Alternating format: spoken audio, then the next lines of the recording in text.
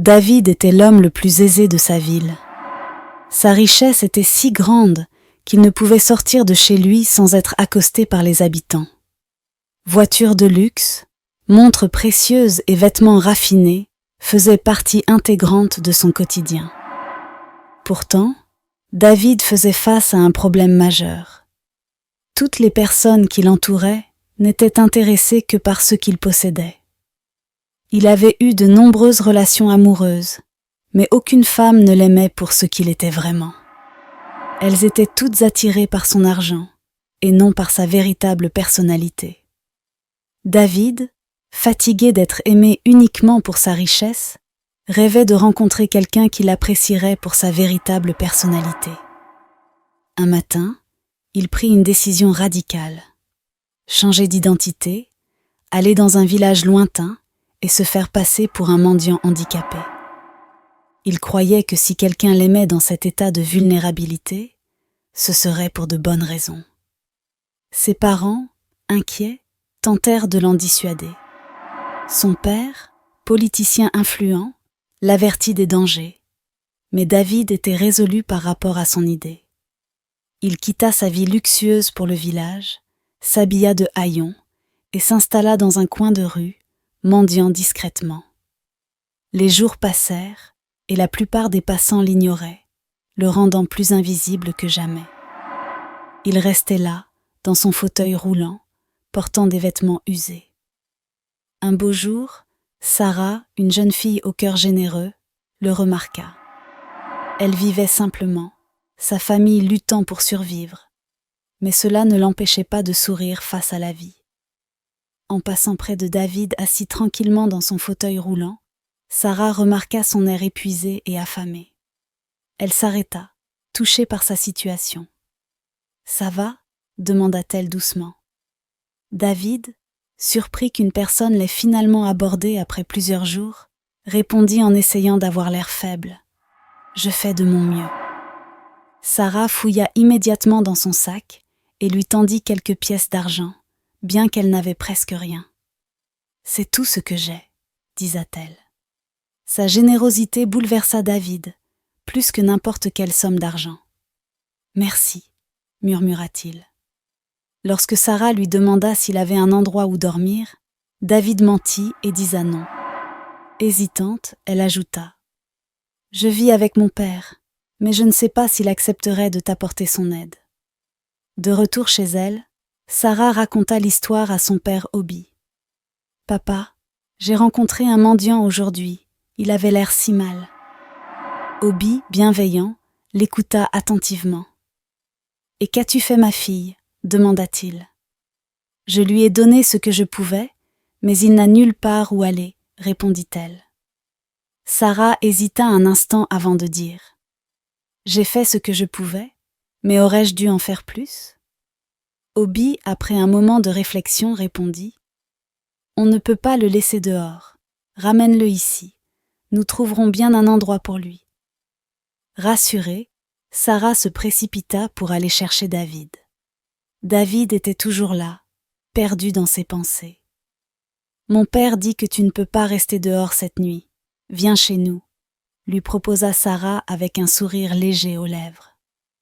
Étonné par sa gentillesse, David répondit avec un merci et, avec son aide, se rendit à leur maison modeste mais accueillante. Il se sentit aussitôt apaisé dans cet environnement chaleureux. Les jours passèrent et Sarah, avec son père, prirent soin de lui. Ils l'aidèrent, lui offrirent un espace dans leur jardin, et David se surprit à apprécier leurs moments ensemble, notamment avec Sarah, toujours souriante. Malgré tout, une culpabilité grandissait en lui, car il continuait de cacher sa véritable identité. Pendant ce temps, les parents de David s'inquiétaient de son absence prolongée dans leur manoir de luxe. Sa mère, anxieuse, priait pour son retour en sécurité, tandis que son père, bien qu'essayant de rester calme, partageait son angoisse. Un jour, Obi rejoignit David dans le jardin, l'air pensif. Depuis un moment, il voulait lui demander comment il en était venu à être un handicapé, cloué dans un fauteuil roulant. Après une hésitation, David lui raconta une histoire qui en réalité n'était pas vraie. Un accident de la route l'avait laissé grièvement blessé. Bien que les médecins aient dit qu'il pourrait remarcher un jour, l'opération nécessaire était hors de ses moyens.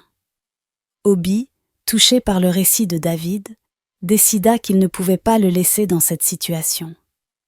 Le lendemain, il confia son plan à sa fille Sarah. Vendre une partie de la production de leur ferme pour aider à financer l'opération de David. Bien qu'il n'ait pas beaucoup d'argent, Obi croyait que chaque petit geste comptait. Ensemble, ils décidèrent de garder leur projet secret pour ne pas embarrasser David. Sarah se mit à travailler plus dur, vendant des fruits et des légumes au marché du village. Un beau jour, Marc, un riche jeune homme de la ville, l'approcha. Ce n'était pas la première fois. Il lui avait souvent proposé une vie de luxe en échange de son mariage. Mais Sarah refusait à chaque fois. Ce jour-là, il réitéra son offre avec insistance, mais elle le repoussa encore, préférant sa vie simple et paisible. Frustré par son rejet, Marc l'insulta, la traitant de fille de village ignorante avant de partir avec un air furieux. Malgré cet incident, Sarah resta concentrée sur son objectif, amasser suffisamment d'argent pour aider David. Cependant, malgré tous leurs efforts, il semblait que la somme nécessaire était encore hors d'atteinte. Un après-midi, Cassie, la meilleure amie de Sarah, arriva avec une nouvelle surprenante. Marc lui avait offert de l'argent pour convaincre Sarah d'accepter sa proposition de mariage. Marc, fatigué de ses refus, pensait qu'une amie proche pourrait changer la situation. Assise avec Sarah, Cassie aborda le sujet de Marc de manière décontractée, lui rappelant combien de fois il était venu au village simplement pour demander sa main. Elle insista sur la richesse et le confort qui l'attendaient si elle acceptait. Sarah, calme comme toujours, regarda son amie et secoua simplement la tête. Elle n'avait aucun sentiment pour Marc, peu importe ce qu'il promettait. Cassie insista, parlant de la vie que Sarah pourrait mener en ville, avec de beaux vêtements, sans jamais avoir à travailler au marché. Mais Sarah resta ferme. Elle ne voulait pas de Marc. Soudain, elle révéla quelque chose à laquelle Cassie ne s'attendait pas. Sarah révéla à Cassie qu'elle commençait à tomber amoureuse de David. Cassie resta figée, incapable de croire ce qu'elle venait d'entendre. Sarah était amoureuse de David. Cet homme pauvre, handicapé et moche, qui n'avait rien à lui offrir. Le choc de Cassie se transforma rapidement en colère. Elle ne pouvait pas croire que son ami choisissait la pauvreté, un homme qui n'avait rien à lui offrir. Dans sa frustration, Cassie exprima ce qu'elle pensait vraiment, traitant David de pauvre handicapé, se moquant de son apparence et insistant sur le fait que Sarah faisait une énorme erreur. Elle ne comprenait pas comment Sarah pouvait même envisager d'aimer quelqu'un comme lui, alors qu'elle avait une chance avec un homme aussi riche que Marc. Sarah resta calme malgré les paroles dures de Cassie. Elle avait pris sa décision. Elle dit à Cassie de ne plus revenir chez elle si tout ce dont elle voulait parler était Marc.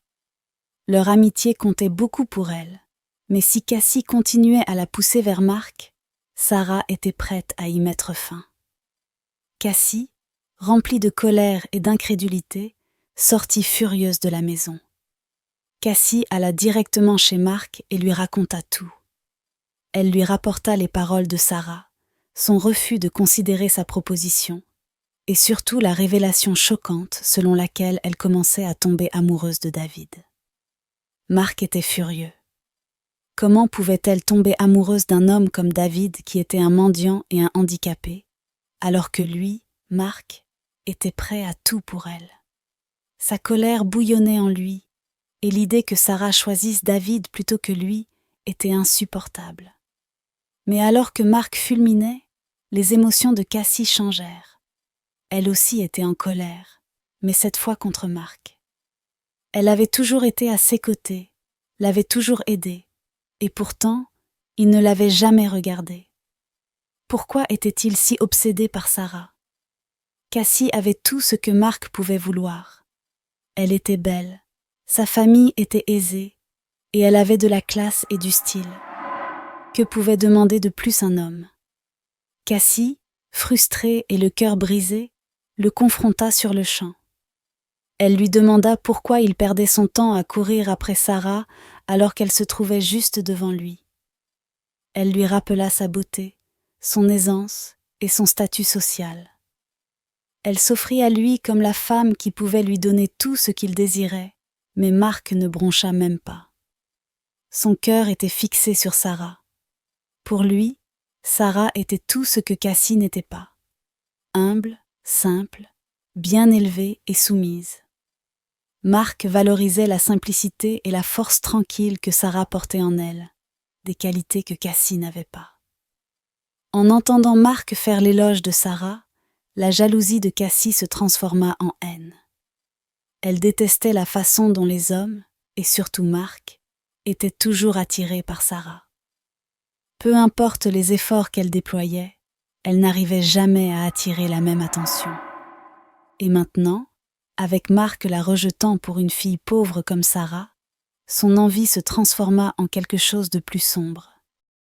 À partir de ce moment-là, Cassie nourrit un ressentiment profond envers Sarah, un ressentiment qui ne ferait que grandir avec le temps. En s'éloignant de Marc, son esprit bouillonnait de pensées sur la manière de détruire Sarah. Le rejet de Marc l'avait blessée, mais ce qui la faisait souffrir encore plus, c'était que Sarah, la fille qui n'avait rien, semblait avoir tout l'amour et l'admiration qu'elle convoitait. Au fil des jours, Sarah et Obi travaillaient sans relâche, vendant des fruits et des légumes au marché du village. Mais peu importe leurs efforts, l'argent qu'ils réunissaient était loin d'être suffisant pour l'opération de David. Obi savait qu'il ne pouvait pas laisser cette situation perdurer. L'état de David pesait lourd sur son cœur, et il s'était profondément attaché au jeune homme. Il ne pouvait pas rester là, à regarder l'espoir de rétablissement de David s'évanouir, sachant que la chirurgie était sa seule chance de marcher à nouveau. Un soir, après une longue journée à la ferme, Obi prit une décision. Il avait 2 parcelles de terrain, les seules choses de valeur qu'il possédait. Ses ancêtres les lui avaient léguées, et elles représentaient le dernier lien de sa famille avec leur héritage. Mais Obi était un homme d'une grande compassion, et la souffrance de David était trop lourde à porter pour lui. Cette nuit-là, il décida de vendre l'une des terres pour rassembler assez d'argent pour l'opération de David. Le lendemain, Obi vendit le terrain discrètement. Son cœur se serrait à l'idée de ce qu'il abandonnait, mais il ne pouvait pas se laisser arrêter par cela. C'était la chance de David de se libérer du fauteuil roulant, et c'était un sacrifice qu'il était prêt à faire. Obi rentra chez lui avec l'argent en main, impatient d'annoncer la nouvelle à David. Lorsqu'il arriva, il trouva David assis tranquillement dans le petit salon, regardant par la fenêtre. Le soleil couchant projetait une douce lumière à travers la porte ouverte. Avec un sourire aux lèvres, Obi dit à David que l'argent pour son opération était enfin prêt, qu'il avait vendu son terrain pour rendre cela possible. Le visage de David devint livide. Il ne pouvait pas croire ce qu'il entendait. Cet homme pauvre, qui avait à peine de quoi subvenir aux besoins de sa famille, avait vendu son terrain, sa seule source de richesse pour lui. La culpabilité envahit David comme une vague, et il ne pouvait plus rester silencieux. Il avait déjà beaucoup pris à cette famille, et cette fois, c'était la goutte de trop. David avala difficilement, sa voix tremblante alors qu'il commençait à avouer. Il disa à Obi la vérité. Il n'était pas vraiment paralysé, il n'était pas pauvre non plus. Il expliqua qu'il était en réalité un homme riche, un milliardaire, qui était venu au village déguisé en handicapé pour trouver le véritable amour. Il avait voulu fuir les femmes qui ne l'aimaient que pour son argent. Alors il avait inventé ce mensonge pour voir si quelqu'un l'aimerait pour ce qu'il était réellement. Obi resta figé, écoutant, incrédule, alors que David révélait toute la vérité. L'air dans la pièce devenait lourd sous le poids des paroles de David. Après un long silence, le visage d'Obi se durcit. Sans dire un mot, il sortit précipitamment de la maison, incapable de digérer cette trahison. Il se rendit dans un coin tranquille de la cour et tomba à genoux. Son cœur se brisa alors que des larmes remplissaient ses yeux. Cet homme en qui il avait eu confiance leur avait menti depuis le début. Obi avait vendu son terrain, l'héritage de sa famille, pour un mensonge. Il avait cru à la souffrance de David, et à présent, tout semblait s'effondrer autour de lui. Sarah, qui était à l'extérieur, vit son père sortir en courant de la maison. Elle se précipita à l'intérieur et trouva David assis là, le visage rempli de culpabilité. Elle exigea de savoir ce qui s'était passé. David, déjà accablé de honte, lui avoua tout, comme il l'avait fait à Obi. Sarah resta là, d'abord sans voix, ses émotions tourbillonnant en elle. Lorsque la vérité finit par la frapper, la colère monta en elle. Elle regarda David avec un mélange d'incrédulité et de rage. Tout ce temps, elle et Obi avaient travaillé dur, sacrifiant ce peu qu'ils possédaient, simplement parce qu'ils croyaient qu'il était dans un besoin désespéré. Comment avait-il pu leur mentir ainsi? Comment avait-il pu les laisser souffrir, sachant qu'il donnait tout pour lui? Les larmes montaient aux yeux de Sarah alors que la colère l'envahissait. Sans se retenir, elle laissa éclater sa frustration, sa voix pleine de douleur. Elle dit à David combien sa tromperie avait été cruelle, combien de souffrances il leur avait causé. Obi avait vendu leur terrain, leur dernier espoir d'un avenir meilleur, tout ça pour quelqu'un qui n'avait jamais eu besoin de leur aide. Le cœur de Sarah était brisé. Elle avait commencé à s'attacher à David, à envisager un futur avec lui, mais maintenant, tout ce qu'elle voyait n'était que de l'illusion en réalité. David essaya de s'expliquer. Il la supplia de comprendre ses intentions, lui disant qu'il n'avait jamais voulu les blesser, mais Sarah ne pouvait plus l'écouter. Le poids de ce qui s'était passé était trop lourd pour elle. Elle lui tourna le dos, les larmes coulant sur son visage, et s'éloigna vers sa chambre. Là, seule, elle laissa libre cours à ses larmes. Elle pleurait pour son père qui avait tout donné, et pour elle-même, pour avoir cru en un homme qui les avait trompés si cruellement. La maison était silencieuse cette nuit-là, l'air chargé de douleur et de trahison. Obi restait dehors, perdu dans son propre chagrin, tandis que Sarah, dans sa chambre, pleurait jusqu'à s'endormir. Rempli de regrets, David restait seul, incertain de comment réparer les dégâts qu'il avait causés. La nouvelle de la véritable identité de David se répandit dans le village comme une traînée de poudre. Il ne fallut pas longtemps avant que tout le monde sache que le pauvre mendiant handicapé était en réalité un milliardaire. Les murmures remplissaient l'air alors que les voisins se regroupaient dans les coins pour discuter de cette nouvelle choquante. L'homme qu'ils avaient pris en pitié pendant des mois n'était pas celui qu'ils croyaient. Beaucoup étaient incrédules, mais les faits devinrent vite clairs. Personne ne pouvait nier la vérité. Lorsque la nouvelle parvint à Marc, il eut l'impression que le sol se dérobait sous lui. Il réalisa instantanément que ses rêves de conquérir le cœur de Sarah étaient terminés. Comment pouvait-il rivaliser avec un milliardaire? La femme qu'il avait poursuivie si longtemps ne poserait plus jamais les yeux sur lui désormais. Il savait que c'était la fin pour lui, et son désespoir ne faisait que s'agrandir. N'ayant plus d'autre option, Marc décida de rendre visite à Cassie. Il arriva chez elle, son orgueil meurtri, mais déterminé à sauver ce qu'il pouvait encore. Il se tena devant elle et lui disa qu'il était prêt à être avec elle, prêt à commencer une relation maintenant que Sarah l'avait rejeté. Il espérait que Cassie le reprendrait et oublierait le passé. Mais la réponse de Cassie ne fut pas celle à laquelle il s'attendait. Cassie éclata de rire, un rire fort qui résonnait dans la pièce. Elle regarda Marc avec un mélange d'amusement et de mépris. « Comment oses-tu penser que je t'épouserai un jour ?» Marc resta là, abasourdi, le cœur s'alourdissant. Cassie continua, ses mots tranchants et amers. « Tu penses vraiment que je ne sais pas la vérité ? Tu as étalé les voitures et les vêtements de ton patron, prétendant être riche, mais tu n'as rien. Tu n'es qu'un imposteur, Marc. Ton secret est dévoilé, et jamais je ne perdrai mon temps avec quelqu'un comme toi. » Le visage de Marc pâlit lorsqu'enfin tout le monde découvrit son secret.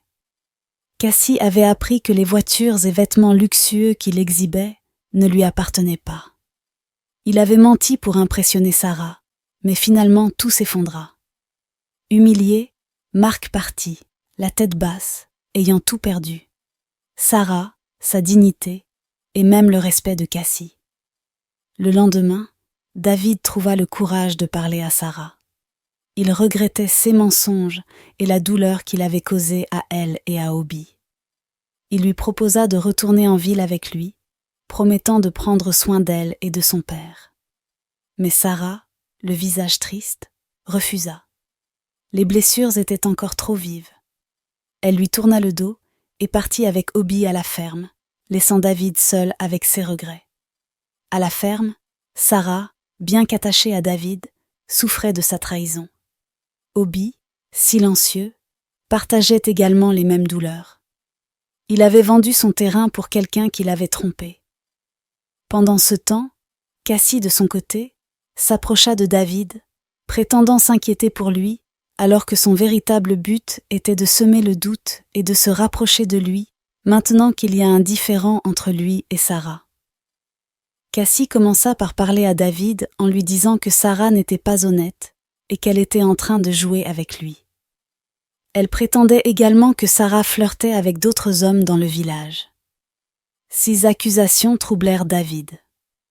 Pendant qu'il était encore sous le choc de ces révélations, Cassie lui avoua qu'elle l'aimait depuis le début. David, perplexe, demanda pourquoi elle n'avait rien dit lorsqu'il prétendait être handicapé. Elle répondit qu'elle attendait le bon moment. Agacé, David la repoussa, l'accusant de ne s'intéresser qu'à son argent. Humiliée, Cassie partit en colère, maudissant Sarah. David tenta en vain de regagner la confiance de Sarah et d'Obi. Il ne pouvait plus le voir de la même manière après ses mensonges. La famille qui l'avait accueilli sans se soucier de sa richesse ne pouvait plus lui pardonner. Se sentant perdu, David décida de quitter le village, sachant qu'il ne pouvait plus réparer les dégâts.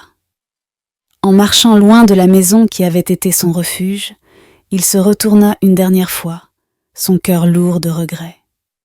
Il avait tout gâché, et aucune somme d'argent ne pouvait combler le vide qu'il ressentait. L'amour qu'il avait détruit était quelque chose que l'argent ne pouvait acheter. Alors qu'il s'éloignait de la maison de Sarah, son cœur se brisa. Des larmes coulèrent sur le visage de Sarah pendant des heures. Elle était tombée amoureuse de David malgré tout, et maintenant, il était parti. Son esprit était plein de regrets. Elle se demanda pourquoi elle l'avait laissé partir, pourquoi elle avait laissé sa colère l'éloigner de lui. Bien qu'il ait menti sur son identité, elle savait au fond d'elle qu'il avait bon cœur. Elle avait vu la gentillesse dans ses yeux et ressenti la chaleur de sa présence. Mais tout cela avait disparu, et elle ne pouvait s'empêcher de penser qu'elle avait commis une terrible erreur. De retour en ville, la mère de David fut la première à le voir lorsqu'il arriva au manoir. Dès que la mère de David posa les yeux sur son fils, elle courut vers lui, les bras grands ouverts. Elle le serra fort, des larmes de soulagement coulant sur ses joues. Elle avait été si inquiète lorsqu'il était parti pour un village inconnu. « Dieu merci, tu es enfin de retour », dit-elle en le serrant contre elle. « Nous étions tellement effrayés. Où étais-tu » David soupira profondément et s'assit pour tout lui expliquer. Il lui raconta son séjour au village, comment il avait prétendu être handicapé pour trouver le véritable amour, et comment il avait rencontré Sarah et Obi. Il lui parla de leur gentillesse, de la manière dont ils avaient pris soin de lui et de l'amour qu'il avait développé pour Sarah. Sa mère l'écoutait en silence, son cœur se réchauffant à mesure que David parlait. Elle ressentait de la compassion pour son fils, comprenant combien cette famille avait compté pour lui. Lorsqu'il termina son récit, sa mère le regarda avec tristesse. « Je suis tellement désolée, David. Il semble qu'il se soit vraiment soucié de toi. Mais la vie peut être cruelle parfois. Peut-être que c'est mieux ainsi. Tu retrouveras l'amour, j'en suis certaine. » À ce moment-là, la porte d'entrée s'ouvrit et le père de David entra. C'était un homme grand et imposant, un homme d'affaires prospère et un politicien influent. Depuis 1 an, son père n'avait qu'un seul objectif, devenir ministre. Il avait des contacts, des plans et des stratégies bien en place pour assurer sa victoire aux prochaines élections. Pour lui, tout semblait se concrétiser, sauf une chose, le mariage de David. Le père de David lui jeta à peine un regard avant de se diriger directement vers son bureau. David le suivit, sachant qu'il devait tout lui expliquer. Lorsqu'il atteignit le bureau de son père, il se tint à la porte, attendant que son père le reconnaisse. « Papa, je suis de retour », disa David. Son père hocha la tête sans lever les yeux de ses papiers. « Alors, tu as enfin décidé de revenir ? Où étais-tu tout ce temps ?» David expliqua à nouveau toute la situation, espérant un peu de compréhension. Mais au fur et à mesure qu'il parlait, le visage de son père resta froid et indifférent. Lorsque David termina, son père s'appuya contre sa chaise et croisa les bras. « Bien, » dit son père après un moment de silence. « Je suis content qu'elle t'ait rejeté. » David fut stupéfait. « Quoi ? Je n'ai jamais soutenu cette idée ridicule dès le départ, » continua son père. « Partir dans un village, prétendre être quelqu'un que tu n'es pas, tout ça pour trouver l'amour véritable ? C'était insensé. » Le cœur de David se serra. Il avait espéré un peu de sympathie de la part de son père, mais il aurait dû s'y attendre. Son père ne s'était jamais soucié d'amour ou d'émotion. Pour lui, tout était une question de business et de fortune. « Écoute-moi bien, David, » disa son père d'un ton tranchant. « Tu es mon fils unique, et j'ai beaucoup misé sur toi. J'ai déjà prévu que tu épouses la fille du chef Timothée. Tu le sais ? Le chef Timothée est la clé pour que je gagne les élections au poste de ministre, et je ne laisserai rien se mettre en travers de cela. Tu dois l'épouser, ou je ne te le pardonnerai pas. » La poitrine de David se serra sous le poids de la colère et de la frustration pendant qu'il répondait à son père. « Mais je ne l'aime pas. Je ne la connais même pas. » Son père frappa du poing sur le bureau, faisant voler les papiers. « Ce n'est pas une question d'amour. C'est une question de pouvoir et de l'avenir de notre famille. » Le père de David était catégorique. « La fille du chef Timothée assurera ma position en tant que ministre, et tu l'épouseras, que cela te plaise ou non. Est-ce parce que tu es fils unique que tu crois pouvoir prendre toute seule les décisions ?» David resta là, sans voix. Il avait toujours su que son père était autoritaire, mais cette fois-ci, c'était trop. Son père était prêt à sacrifier son bonheur pour assurer son avenir politique. « Tu n'as qu'une seule tâche à faire, David. Épouser la fille du chef Timothée. Je me fiche de cette fille du village. Oublie-la. Elle n'est rien comparée à ce que tu pourrais avoir. » Sans un mot de plus, David tourna les talons et quitta la pièce, l'esprit en ébullition. Il savait qu'il faisait face à une bataille, non seulement contre son père, mais aussi contre lui-même. Pouvait-il vraiment aller à l'encontre des souhaits de son père et suivre son cœur ? Ou serait-il piégé dans une vie qu'il ne voulait pas, simplement pour satisfaire les ambitions de son père ? David n'en pouvait plus. Le poids des attentes de son père et la pression de devoir épouser une femme qu'il n'aimait pas étaient insupportables. Un soir, il alla voir sa mère et lui annonça qu'il repartait pour le village. Il ne pouvait imaginer sa vie sans Sarah et Obi, qui lui avaient montré une gentillesse qu'il n'avait jamais connue. Il expliqua à sa mère qu'il voulait être avec eux, mener une vie simple, loin de la pression des plans politiques de son père. Sa mère, inquiète, tenta de le convaincre de rester. Elle lui rappela combien il serait dangereux de défier son père, et que l'avenir de leur famille était en jeu. Mais David n'écoutait plus. Son cœur était déjà tourné vers Sarah. Il ne pouvait pas imaginer la perdre à nouveau, et l'idée de vivre avec quelqu'un d'autre le rendait malade. Il fit ses valises en silence, et avant que son père ne rentre ce soir-là, David était déjà en route vers le village. Lorsqu'il arriva chez Sarah, elle fut surprise, mais ravie de le revoir. Son cœur bondit en le voyant à sa porte. Il lui avait tellement manqué, et elle craignait de ne jamais le revoir. Les larmes aux yeux, elle l'accueillit dans leur humble maison. Ce soir-là, ils s'assirent ensemble, parlant de leur avenir, de la manière dont ils avaient souffert de la séparation. David savait qu'il avait pris la bonne décision. Il se sentait plus léger maintenant qu'il était avec la femme qu'il aimait. Pendant ce temps, en ville, le père de David rentra chez lui et apprit par sa femme que leur fils était reparti.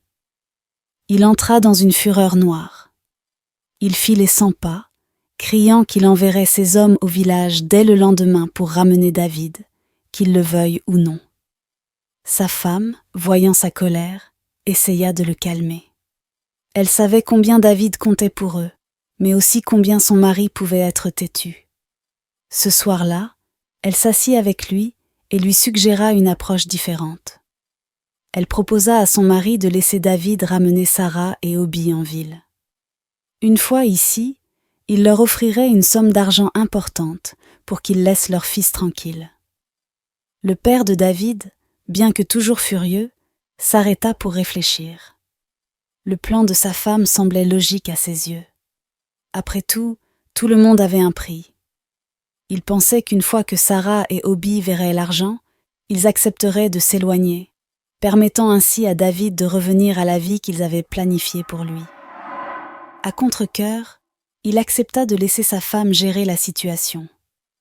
Le lendemain, la mère de David appela son fils. Elle lui disa qu'il pouvait ramener Sarah et Obi en ville. David ne put contenir sa joie et annonça rapidement la nouvelle à Sarah, qui la partagea avec Obi.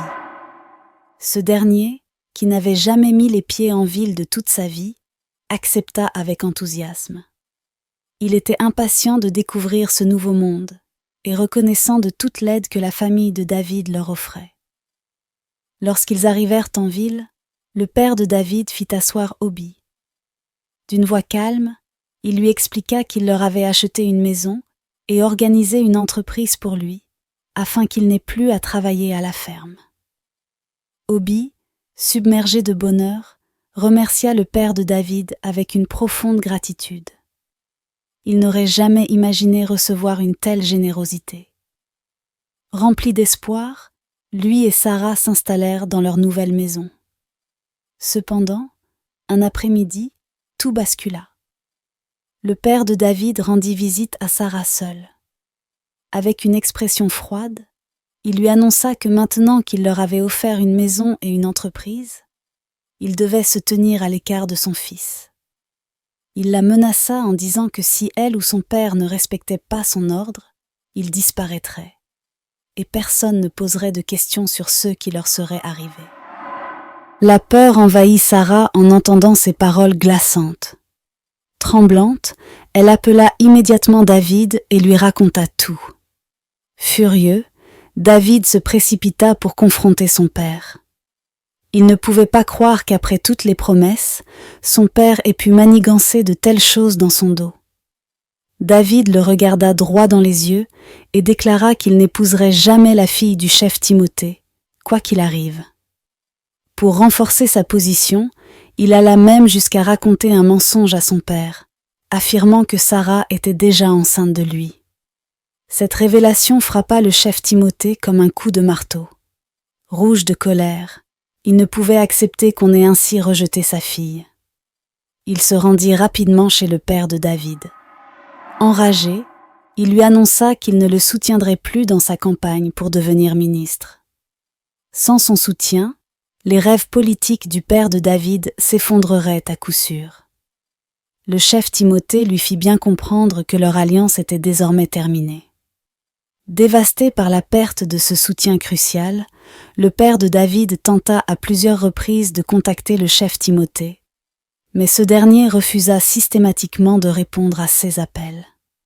Sa frustration grandissait, et bientôt, sa colère se retourna contre son fils. Il le prévint que s'il perdait l'élection, les conséquences seraient inimaginables pour lui. Mais David, déterminé, choisit l'amour plutôt que les ambitions impitoyables de son père. Le jour de l'élection arriva, et le père de David attendait anxieusement les résultats. Lorsque l'annonce des résultats tomba, ses espoirs furent anéantis. Il avait perdu. Sans le soutien du chef Timothée, il n'avait aucune chance de l'emporter. La défaite le remplit de rage. Ses rêves de pouvoir, de richesse et d'influence s'étaient effondrés, et il en tenait David pour responsable. Aveuglé par la colère, le père de David prit une décision terrible. Il envoya ses hommes chez Obi, avec pour ordre de lui donner une bonne leçon. Ce soir-là, les hommes arrivèrent chez Obi et le frappèrent violemment. Ils le battirent si brutalement qu'il perdit connaissance, gisant inerte sur le sol lorsqu'ils s'en allèrent. C'était un acte de vengeance cruelle, pour quelque chose qu'Obi ne pouvait pas contrôler. Quand Sarah rentra plus tard dans la soirée, elle trouva son père allongé par terre, inconscient et à peine respirant. La panique s'empara d'elle et, avec l'aide de quelques voisins, elle l'emmena en urgence à l'hôpital. Les larmes coulaient sur son visage, alors sentant son cœur battre très vite. À l'hôpital, le médecin, après un bref examen, se mit immédiatement à l'œuvre. Après quelques heures, il sortit et dit à Sarah que si elle ne l'avait pas vite amené à l'hôpital, son père ne serait plus en vie. C'était un miracle qu'il ait survécu. Dès qu'il apprit la nouvelle, David se précipita à l'hôpital. En voyant Obi allongé dans son lit, meurtri et affaibli, le cœur de David se serra. Cet homme l'avait accueilli chez lui avec une générosité sans bornes, et maintenant, il souffrait à cause des actes de son propre père. L'homme qui s'était occupé de lui sans même connaître sa véritable identité. Voir Obi ainsi, brisé et battu, fit éclater quelque chose en David. Il ne put retenir ses larmes. Il savait que tout cela était la faute de son père, et cette prise de conscience le remplissait de culpabilité et de tristesse. La seule famille qui lui avait montré un véritable amour souffrait maintenant à cause de lui. Sarah était assise à côté de son père, lui tenant la main, pleurant en silence. David la rejoignit, le cœur lourd, accablé par tout ce qui s'était passé. Il savait qu'il devait arranger les choses, mais à cet instant, tout ce qu'il pouvait faire était de s'asseoir avec Sarah et de prier pour qu'Obi s'en sorte vivant. Après cette journée éprouvante à l'hôpital, David rentra chez lui, empli de colère et de douleur. Chaque pensée dirigée vers Obi, allongé sur ce lit d'hôpital, luttant pour sa vie, faisait battre son cœur plus fort. Il ne pouvait plus supporter cette situation. L'avidité et la cruauté de son père avaient franchi toutes les limites. Dans un accès de rage, David se précipita dans sa chambre, ouvrit un tiroir et en sortit une arme. Ses mains tremblaient sous l'effet de la colère et de la détermination. Pour la première fois de sa vie, il était prêt à affronter son père, quelles que soient les conséquences. David descendit les escaliers en direction du bureau de son père, où celui-ci était assis, un verre de whisky à la main, encore furieux après sa défaite électorale. La porte s'ouvrit brusquement, et son père leva les yeux, surpris par l'irruption soudaine. David se tenait dans l'encadrement, tenant fermement l'arme, son visage assombri par la rage. Sans un mot, David leva l'arme et la pointa droit sur son père. Le choc fut instantané sur le visage de celui-ci. Jamais il n'avait vu David ainsi. Son fils, toujours obéissant et respectueux, se tenait maintenant devant lui, armé et menaçant. La voix de David était froide et ferme, un ton que son père n'avait jamais entendu auparavant. « Si le père de Sarah meurt, dit-il lentement, alors toi aussi tu mourras. » Les mots de David coupèrent l'air de la chambre, tel un couteau tranchant. Son père resta figé, incapable de parler pendant un moment, frappé par le sérieux de la menace. David ne plaisantait pas, et cela se voyait dans ses yeux. Enfin, son père trouva la force de parler, la voix tremblante. Mais David ne bougea pas. Son emprise sur l'arme restait ferme, et ses yeux ne quittèrent pas ceux de son père. « Tu en as assez fait, » continua David. « À cause de toi, un homme innocent est à l'hôpital, luttant pour sa vie. Tout ça à cause de ta cupidité et de ton besoin de contrôle. S'il ne s'en sort pas, je te jure que tu le paieras de ta vie. » Le père de David sentit une vague de culpabilité l'envahir. Il avait toujours imposé à David de suivre ses plans, ses règles, sans jamais se soucier des véritables désirs de son fils. En voyant la colère et la douleur sur le visage de David, il réalisa qu'il était allé trop loin. Il avait brisé quelque chose en son fils. Les larmes montèrent aux yeux du père, une chose que David n'avait jamais vue auparavant. Le vieil homme baissa la tête, honteux. « David, je suis désolé, » dit-il doucement. « Je ne voulais pas que ça aille aussi loin. Je ne voulais blesser personne. Je voulais juste que tu aies la vie que je pensais être la meilleure pour toi. » Mais David n'était pas ému. « Tu ne t'es jamais soucié de ce qui était mieux pour moi. Tu n'as toujours pensé qu'à ce qui était mieux pour toi.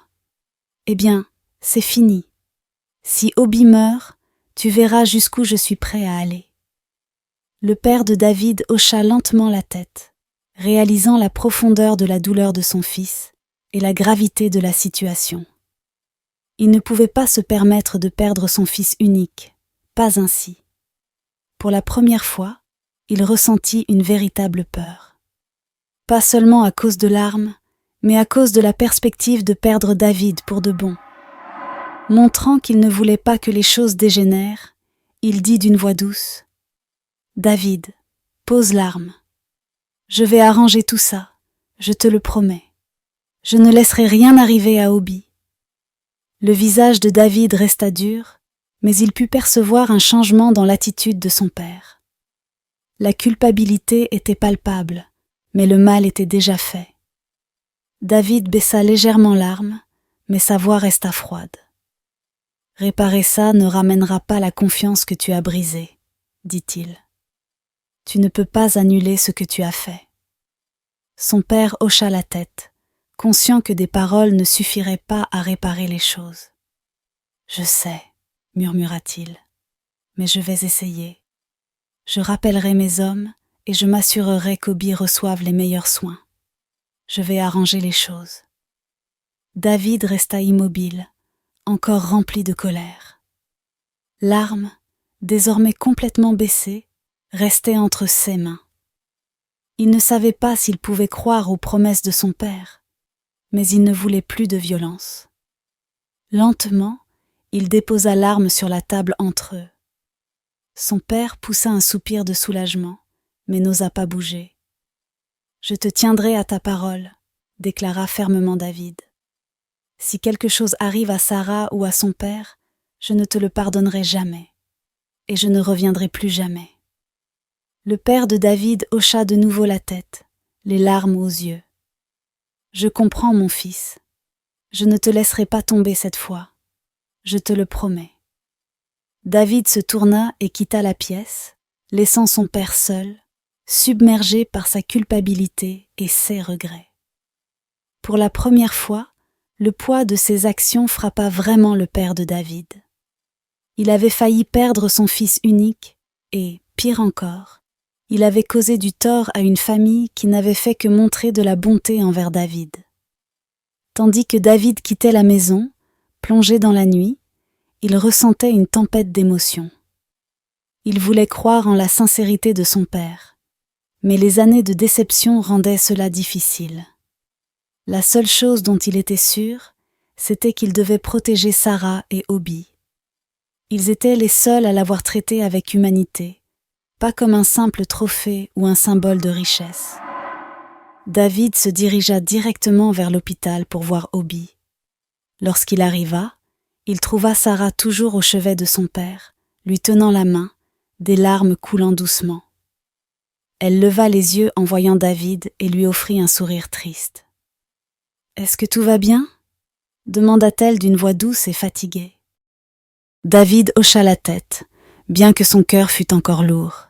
« J'ai fait en sorte que mon père ne fasse plus de mal à ta famille, » disa-t-il avec une voix empreinte de tristesse. Sarah le regarda, ses yeux remplis de soulagement mêlé à de l'épuisement. Elle ne dit rien, serrant simplement un peu plus fort la main de son père. David s'assit à côté d'elle, prenant sa main libre dans la sienne. Pendant un moment, ils restèrent en silence, deux âmes cherchant un peu de paix au milieu du chaos. Leur amour était réel, mais les défis auxquels ils faisaient face étaient plus grands qu'ils ne l'avaient imaginé. C'était cet amour qui leur donnait la force de continuer. Le lendemain, le père de David arriva à l'hôpital, portant le poids du regret sur ses épaules. Il avait passé la nuit à réfléchir à tout. Comment son ambition démesurée avait failli détruire la seule famille qui avait montré un véritable amour à son fils. Lorsqu'il entra dans la chambre de l'hôpital, l'air était lourd de tension. Sarah était assise à côté de son père, et David se tenait près de la fenêtre, tourné de dos. Bien que toujours faible, Obi émetta un léger sourire en voyant le père de David. Il avait entendu l'histoire de Sarah et savait que cet homme était en partie responsable de son état. Mais Obi, humble et prêt à pardonner, croyait en la possibilité d'une seconde chance dans toutes les situations. Le père de David hésita un moment avant de s'approcher du lit d'Obi. Il le regarda et une honte brûlante l'envahit. Il s'éclaircit la gorge et parla d'une voix basse et sincère. « Je suis désolé, Obi, » dit-il. « J'ai commis de terribles erreurs. Mon ambition m'a aveuglé et j'ai causé du tort à vous et à votre famille. Je ne suis pas fier de ce que j'ai fait et je suis là pour réparer les choses. » Obi, trop faible pour parler longuement, hocha simplement la tête. Sarah regardait attentivement son père, attendant sa réaction. Elle ne l'avait jamais vu en colère, mais pour la première fois, elle se demandait s'il pourrait pardonner quelqu'un qui lui avait causé tant de souffrance.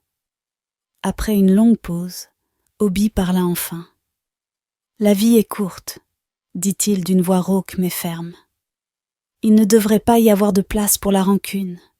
Le plus important, c'est que ma fille soit heureuse et que votre fils le soit aussi. » Le père de David, soulagé, émetta avec un léger sourire. Il n'avait jamais rencontré quelqu'un d'aussi bienveillant qu'Obi, et il se promit de tout faire pour aider cette famille à l'avenir. Pendant ce temps, au village, la vie de Cassie prenait un tournant radical. Pendant des mois, elle avait été orgueilleuse, vantant sa beauté et espérant épouser un homme riche. Mais après son différend avec Sarah et David, elle se retrouvait de plus en plus isolée. Son plan pour aider Marc à conquérir Sarah avait échoué, et elle s'était révoltée contre tout le monde. C'est alors qu'un homme apparut soudainement, venu de nulle part. Il était arrivé au village, vêtu de vêtements coûteux et conduisant une voiture brillante, prétendant être un homme riche à la recherche d'une épouse. Cassie, désireuse de prouver qu'elle pouvait encore réussir, tomba rapidement sous son charme. L'homme en question lui parlait de grandes maisons en ville, de voitures luxueuses et d'une vie opulente. Aveuglée par son désir de richesse, Cassie se laissa séduire et fut bientôt fiancée à cet homme mystérieux. l'homme promit à Cassie de l'emmener en ville après leur mariage, et elle était convaincue que son rêve était enfin en train de devenir réalité. Cependant, un sombre secret entourait cet homme mystérieux. En vérité, il n'était pas du tout un riche homme d'affaires. Il n'était qu'un simple mécanicien travaillant au bord de la route. Il avait entendu parler de Cassie par l'intermédiaire de Marc, qui, rempli d'amertume et de colère après avoir été rejeté par Sarah, l'avait payé pour venir tromper Cassie. C'était une forme de revanche contre elle, car elle lui avait pris beaucoup d'argent en promettant de l'aider à conquérir Sarah, mais sans jamais tenir ses promesses. Quelques mois plus tard, Cassie, alors enceinte de 6 mois, ne connaissait toujours pas la véritable identité de cet homme. Elle était pleine d'espoir pour l'avenir, prête à quitter le village pour vivre la vie de luxe dont elle avait toujours rêvé. Mais lorsqu'après leur mariage, ils déménagèrent enfin en ville, la réalité la frappa de plein fouet. Au lieu du manoir qu'elle avait imaginé, ils arrivèrent dans une petite cabane délabrée située près d'un garage bruyant. Il n'y avait ni voiture de luxe, ni richesse, ni confort. Seulement du bruit, de la graisse et beaucoup de travail acharné. L'homme, finalement révélé comme un simple mécanicien, n'avait ni l'argent, ni l'entreprise, ni la capacité de prendre soin de Cassie comme elle l'avait espéré. Il avait utilisé l'argent de Marc pour la séduire, et maintenant, elle se retrouvait piégée dans une situation misérable. Cassie pleura pendant des jours en réalisant qu'elle avait été dupée. Mais ce qui rendait la situation encore pire, c'était qu'elle était enceinte de 6 mois pour cet homme. Il n'y avait plus d'échappatoire possible. Elle se détestait pour sa cupidité, pour avoir laissé l'attrait de l'argent guider ses choix, et pour avoir tourné le dos aux personnes qui avaient autrefois été ses amies. Maintenant, elle était coincée dans une petite maison misérable avec un homme qu'elle n'aimait pas, portant son enfant, sans aucune issue. La vie en ville dont elle avait tant rêvé s'était transformée en cauchemar, et elle n'avait personne à blâmer à part elle-même. Au fil des mois, l'amertume de Cassie ne fit que grandir. Elle regrettait tout. La manière dont elle avait traité Sarah, les choix égoïstes qu'elle avait faits pour de l'argent, et surtout, d'être tombée dans ce piège. Mais il était trop tard pour revenir en arrière. Elle était liée à un homme qu'elle n'aimait pas, et vivait une existence bien loin des rêves qu'elle avait autrefois vantés. Pendant ce temps, David et Sarah se marièrent et commencèrent une vie de couple épanouie dans une maison de luxe. 1 mois après le mariage de David et Sarah, leur vie semblait pleine de bonheur. 3 mois plus tard, Sarah découvrit qu'elle était enceinte. La nouvelle remplit David d'une immense joie. Il avait du mal à croire qu'il allait devenir père. Il serra Sarah dans ses bras, son cœur débordant de bonheur. Il avait tout ce qu'il avait toujours désiré. Une femme aimante, et maintenant un enfant qui arriverait très bientôt. Lorsque la mère de David apprit la nouvelle, elle fut également ravie et était sincèrement heureuse pour son fils. Elle ne pouvait attendre pour prendre son petit enfant dans les bras. Elle envoya des cadeaux et appelait souvent Sarah, s'assurant qu'elle avait tout ce dont elle avait besoin. Un beau matin, David, submergé par le travail et les responsabilités, se demanda comment il pourrait équilibrer cette nouvelle vie de papa qui l'attendait. La grossesse de Sarah avait évolué et c'était maintenant le début des consultations prénatales pour elle. Elle ne voulait pas déranger David vu qu'il était submergé par le travail. Elle décida de se rendre seule à son rendez-vous prénatal. Alors qu'elle était en route, toute souriante au volant de sa voiture, la voiture commença par émettre des bruits étranges avant de s'arrêter complètement. Elle tenta de redémarrer le moteur, mais rien ne se passa. Gardant son calme, elle sortit de la voiture et regardant dans les environs. Elle décida de marcher un peu plus loin pour aller chercher de l'aide. Pendant qu'elle traversait la route, elle aperçut une femme se reposant sur le bord du chemin. Ses vêtements étaient usés et ses cheveux en désordre. Sarah regarda de plus près et n'en crut pas ses yeux. C'était Cassie, son ancienne amie. Cassie leva les yeux et reconnut immédiatement Sarah. Ses yeux s'écarquillèrent sous le choc en voyant Sarah, élégante, rayonnante, enceinte et manifestement heureuse. Des larmes coulèrent des yeux de Cassie. Elle n'aurait jamais imaginé revoir Sarah, surtout dans un état aussi transformé. Cassie éclata en sanglots, sa voix tremblante tandis qu'elle racontait son histoire à Sarah. Elle avait tout perdu. Après la trahison de Marc, sa vie avait déraillé. Elle s'était retrouvée avec un homme qui lui avait menti sur sa richesse, et lorsqu'elle avait découvert la vérité, elle était déjà enceinte de lui. Il l'avait abandonnée, et sans personne vers qui se tourner, Cassie vivait désormais dans la rue, luttant pour survivre. Sarah écouta en silence, ressentant un mélange de pitié et de tristesse pour Cassie. Malgré tout ce qui s'était passé entre elles, elle ne pouvait pas ignorer la douleur dans la voix de son ancienne amie. Avant de partir, Sarah sortit une somme d'argent importante et la tendit à Cassie. « J'espère que ceci pourra t'aider à te remettre sur pied, Cassie. » Cassie, submergée par la gratitude, n'en croyait pas ses yeux. Sarah, la même femme qu'elle avait dénigrée par le passé, l'aidait maintenant dans un moment aussi difficile. Des larmes coulant sur son visage, elle remercia Sarah encore et encore. Sarah sourit doucement et retourna à sa voiture. Après avoir trouvé un mécanicien qui répara sa voiture, elle reprit la route. Elle ressentait une paix intérieure pour avoir tendu la main à une personne en difficulté. De retour, Sarah raconta tout à son mari David. David l'écouta attentivement, puis répondit « C'est bien que tu l'aies aidé, mon cœur. Il ne faut jamais regarder les autres de haut. La vie est très imprévisible. » Sarah leva la tête, un léger sourire aux lèvres, très heureuse que sa gentillesse ait non seulement fait une différence pour Cassie, mais aussi pour elle-même et pour son père. L'histoire de David et de Sarah nous rappelle que l'amour véritable vient du cœur, et non de la richesse. Aucune somme d'argent ne pourra acheter un amour vrai et authentique. Valorisez les gens autour de vous pour ce qu'ils sont, pas pour ce qu'ils ont à vous offrir. Si vous avez aimé cette histoire, abonnez-vous et laissez un commentaire. À bientôt dans une nouvelle histoire sur Vox Story.